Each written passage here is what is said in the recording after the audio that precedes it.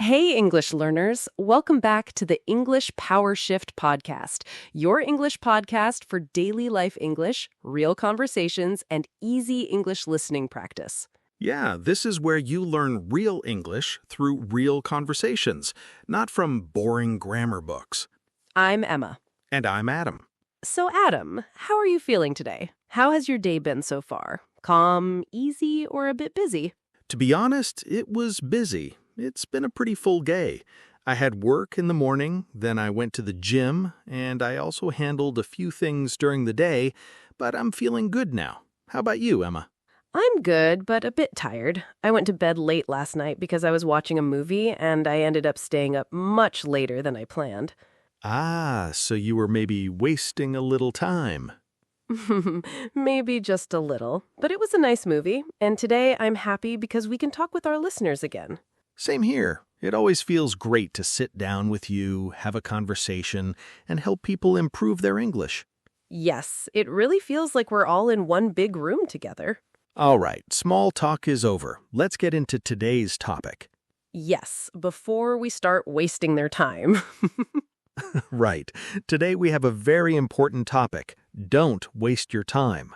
Yeah, time is life. When we waste it, we're actually losing a part of our life. Ouch, that sounds serious. But don't worry, we're going to keep it fun and simple. Yes, and before we start, we want to ask you for a small favor. Yeah, if you enjoyed this podcast, don't forget to like this episode, subscribe, and share it with a friend who is learning English. It really helps us a lot. Especially that friend who always says, I have no time to study English, but then spends 1 or 2 hours just scrolling on their phone. We all know that friend. Sometimes it's us. Yes. Okay, let's talk about what don't waste your time really means. So, Emma, let me ask you first. What does waste your time mean in simple words? That's a really good question. When we say to waste time, we mean using your time on things that don't really matter, things that don't help you, don't improve your life, and don't move you forward in any way. Exactly. So it's not just about whether something is fun or boring. It's more about value. Does it help you grow? Does it give you something useful? Or is it just empty time? Yes, that's the key idea. Think about your time like water in a bottle. Water in a bottle. I'm curious. Explain that. Okay, imagine you have 1 bottle of water for the whole day. That's all you get. Now, if you pour that water on the ground, you can't get it back later when you're thirsty. Ah, I see where you're going. So time is like that water. Once it's gone forever. Exactly. Every minute you spend is like pouring a little bit of that water. If you use it wisely, you stay full. But if you waste it, you end up with nothing when you really need it. I like that a lot. It makes it very real. So if I spend hours doing something useless, it's like I'm just pouring my water on the floor for no reason. Yes, and especially when you use your time on things that don't help you learn, don't help you grow, and don't even help you rest properly, that's when you're truly wasting it. And the funny thing is, deep inside, we usually know it, right? Like, we feel it. Yes, exactly. That little voice inside you. You finish and then you think, why did I just do that? What did I even get from it? That feeling right there, that regret, is a very clear signal. It's your mind telling you, you could have used that time in a better way. Yeah, I know that feeling too well. Like when I tell myself, okay, I'll just watch one short video. Oh no, I already know where this is going. And then suddenly, 40 minutes later, I'm still scrolling, and honestly, I don't even remember what I watched. That happens to so many people. You're definitely not alone. It's like falling into a black hole of videos. Exactly.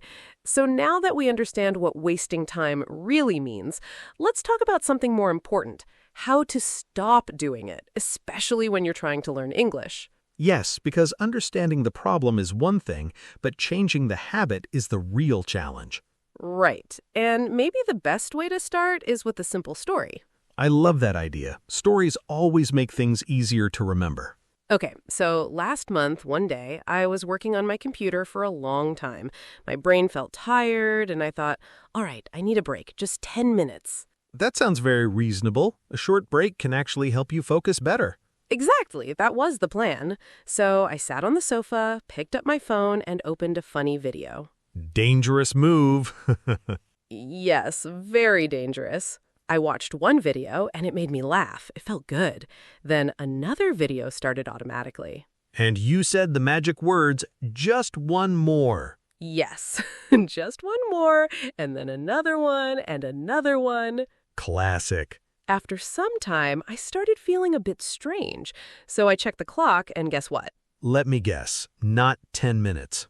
Not even close. 1 hour and 15 minutes. Wow, that's not a break anymore. That's a full vacation. Exactly. And the worst part was not the time itself. It was how I felt after. Let me guess, not great. Not great at all. I felt empty, a little guilty, and even more tired than before. Yeah, that's the worst feeling.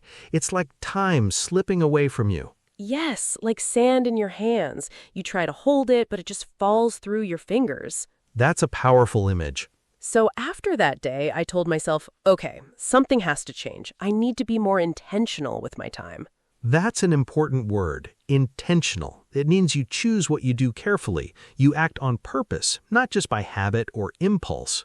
Exactly. You don't just let time happen to you, you decide how to use it.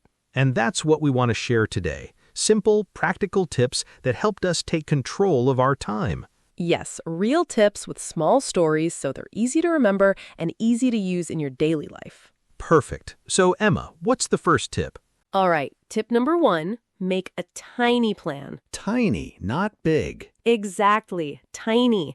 Most people think they need a big, perfect plan to succeed, but that's actually what stops them from starting. Instead, think of your plan like a GPS in your car. Ah, I like that comparison. If you don't put any destination into your GPS, you just drive around with no direction. You might move a lot, but you don't actually go anywhere. Yes, you waste fuel, you waste energy, and of course, you waste time. You're busy, but not productive. Exactly. But the moment you enter one simple address, everything changes. The GPS starts guiding you step by step. Turn left, go straight, you're almost there. So a tiny plan is like choosing a clear destination for your day. Yes, it gives your time a purpose. The problem is many learners say things like, "Today I will improve my English." That sounds nice, but it's too big and too vague. Right. Vague means unclear, not specific. Your brain doesn't know where to start. Exactly. So instead, make it small and clear. For example, today I will learn 3 new words. Today I will listen to 10 minutes of a podcast. Today I will read 1 page. That feels much easier. It's light, simple, and realistic. Let me share a quick personal story. Yes, go ahead. When I started learning another language, I told myself I will study 1 hour every day. It sounded like a good goal, but honestly, it was too much for me. Yeah, that can feel heavy, especially at the beginning. Exactly.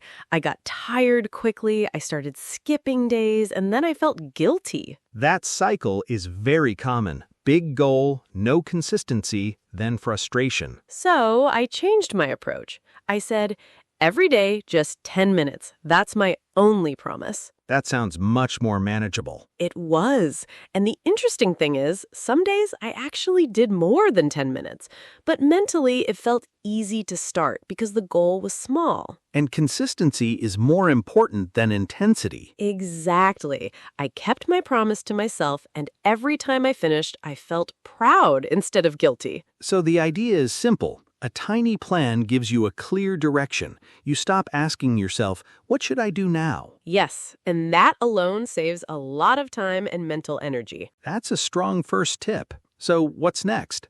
Tip number 2. Use your pocket time. Pocket time. I like the sound of that. Think of time like money, specifically like coins. Okay, I'm following. During the day, yes, you sometimes have big coins like 1 full hour, but more often you have many small coins. 3 minutes here, 5 minutes there, 7 minutes somewhere else. Ah, like when I'm waiting for the bus, sitting in a taxi, or standing in a line. Exactly.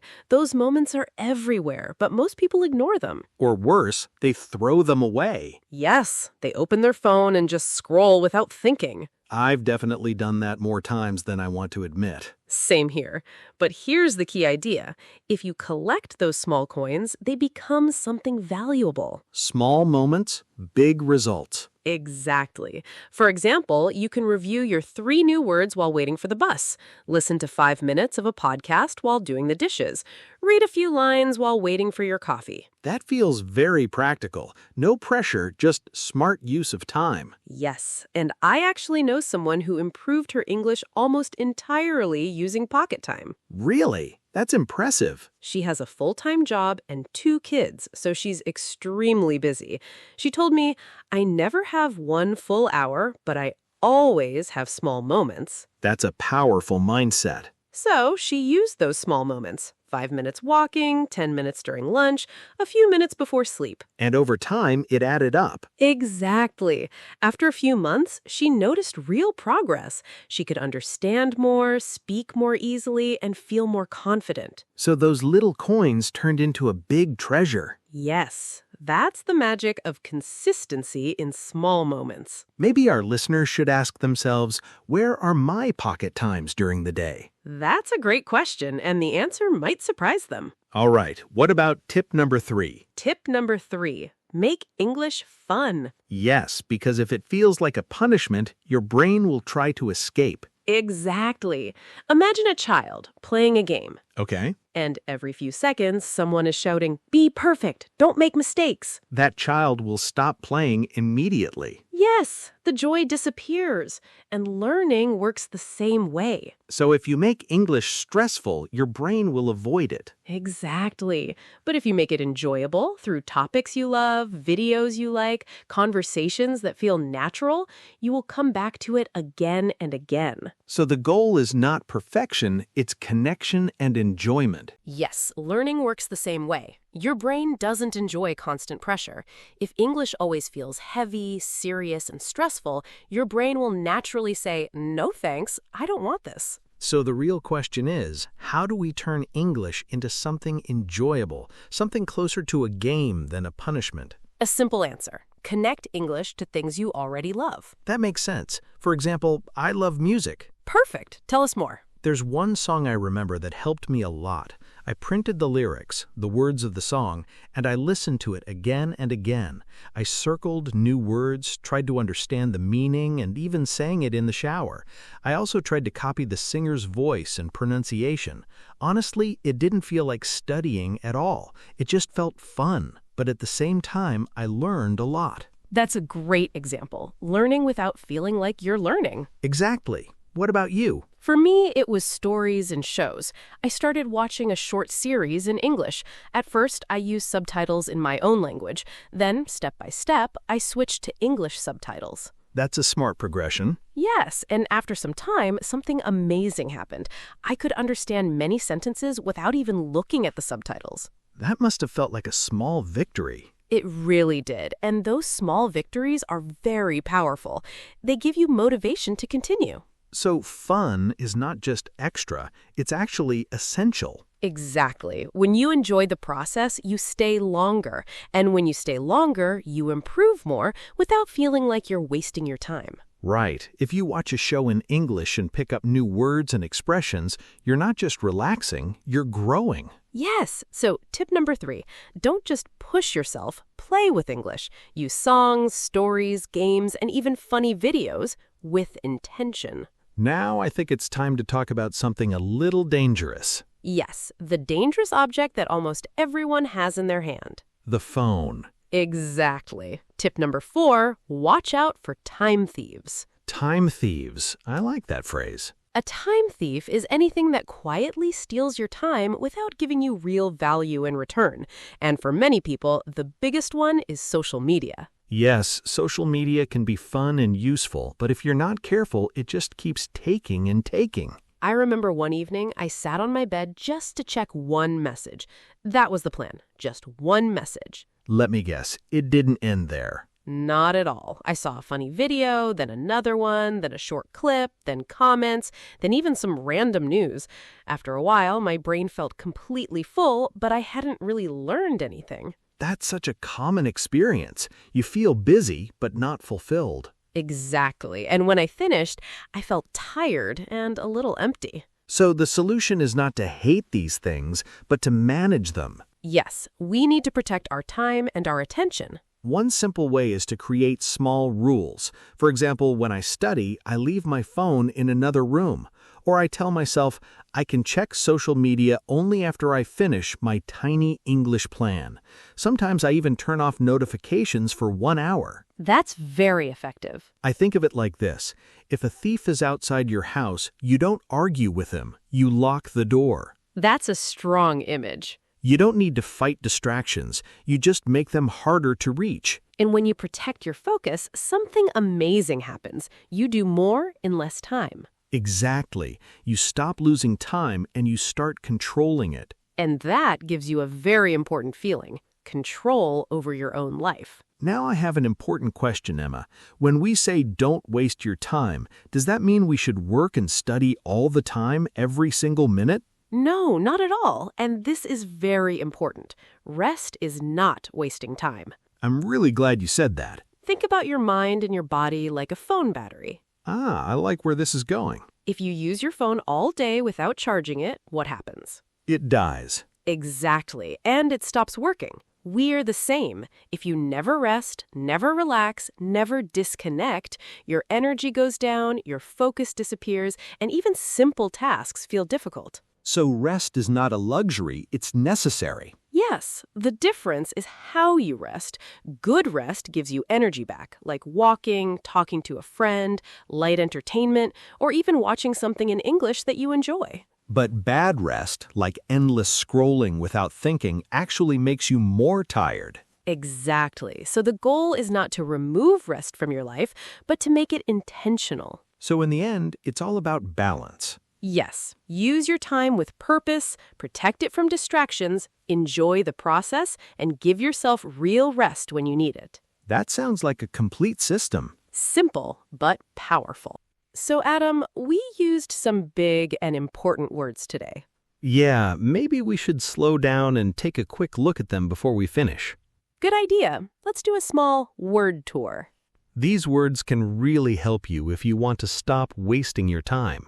First word, intentional. Right. When you are intentional, you do something on purpose, not by accident.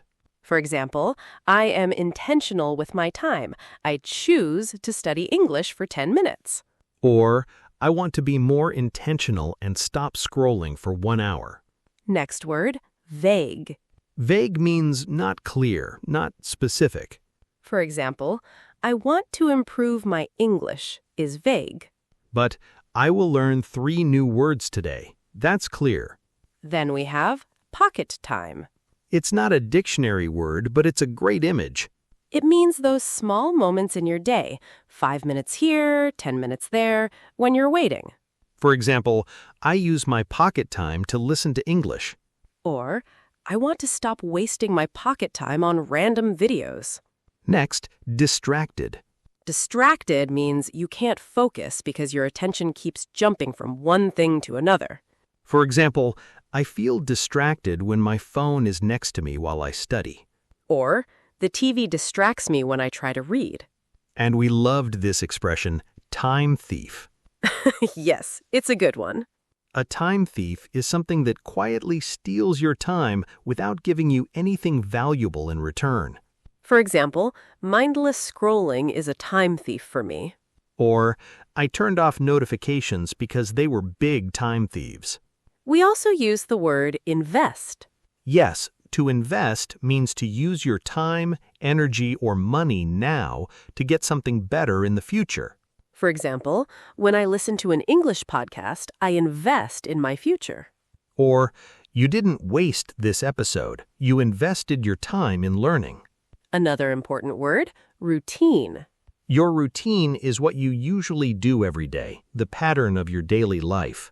For example, my morning routine is wake up, make coffee, and listen to English. Or, I want to add 10 minutes of reading to my evening routine. And finally, a beautiful word, balance. Yes, balance means having the right mix, not too much, not too little. For example, I want a balance between work, English, fun, and rest. Because a healthy life is not only work and not only fun, it's both. If you didn't understand every word, that's okay. You can always listen again, slowly. And here's a small challenge. Choose one word and make your own sentence. You can say it in your head. Or be brave and write it in the comments. That's like taking your English brain to the gym. Yes, a friendly gym where everyone is learning together. So now, if someone is listening and thinking, okay, this sounds nice, but what should I actually do today?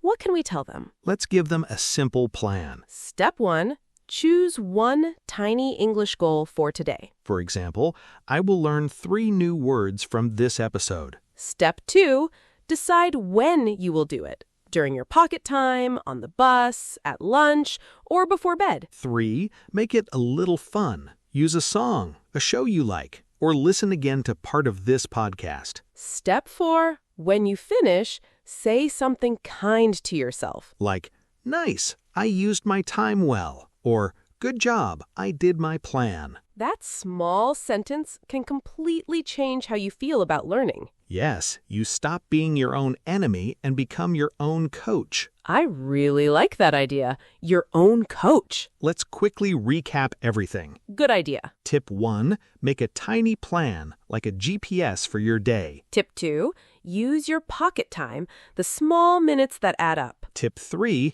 make English fun. Turn learning into a game. Tip 4, watch out for time thieves. Protect your focus. Tip 5, remember that rest is not wasting time. It's charging your battery. That's a beautiful summary. And we want to say this clearly.